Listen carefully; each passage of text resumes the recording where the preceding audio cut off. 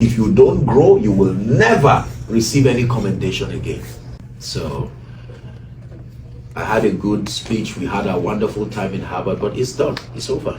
A few hours, I'm done with my final session. It's done. It's over. The inspiration will remain, but my project towards growth, continuity I must progress there. You see that if I camp around all that happened this week in Harvard and I refuse to grow, the failure, my refusal, you see, the bar is always raised.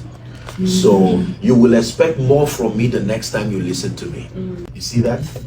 That is the reason why people have godlike expectations over you as a leader. Sometimes you get offended and say, leave me alone, I'm human. Unfortunately, that is the price you have to pay for being ahead.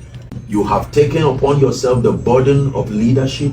That means you must consistently become a worthy inspiration. Nobody should come before you and leave downcast and leave without a healthy challenge to move forward. This was my commitment many years ago. It still remains my commitment. It's impossible for me to talk with you and leave you the way you came. No. The thoughts will challenge your mind, challenge your perspectives, bring an unease within you for growth. And so this is how it is.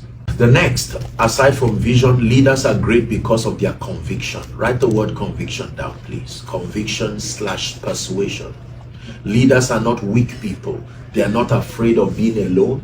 They are not afraid for standing for what they believe. Let me call a few names and tell me what you think is common between them.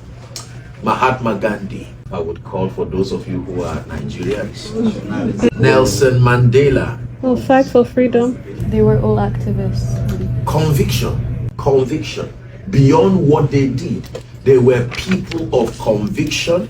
They were willing to suffer for what they believed, and they didn't have the plan to change, even if it meant death. This is the price of visionary leadership. You must be a person of conviction. Let me tell you this. Most of the people you lead will not understand what you are doing. So you have to be courageous enough. That's the third key. Courage. You must be courageous enough to maintain your convictions and not be afraid of being controversial. You see that? If you consider your reputation beyond necessary, it will destroy your stability of conviction. So they called Jesus Beelzebub for some.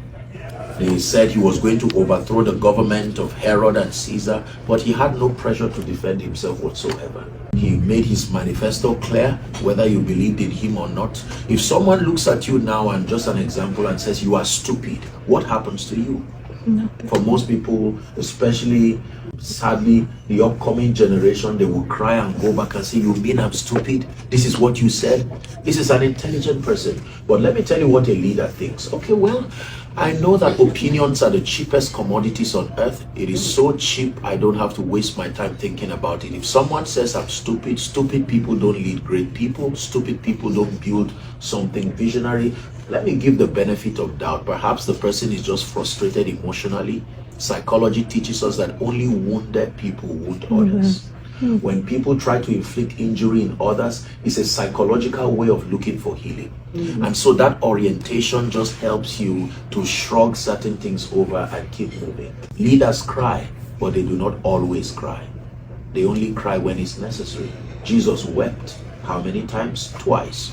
3 times in fact. 1 as a baby, justifiably so. 2 before Lazarus, as proof of compassion. Is that right? And then 3, Jesus wept. What's the third cry? Thank you. He wept over Jerusalem because of ignorance. Jerusalem, Jerusalem, if you had known in this your time the things that pertain unto your peace, but now they are taken away from you. So I've given you 3 keys for visionary leadership. 1, vision. 2, conviction. And 3, courage. You need courage because you are going to be smashing records. You're going to be doing things that have never been done even in your campus. Can I give you one more?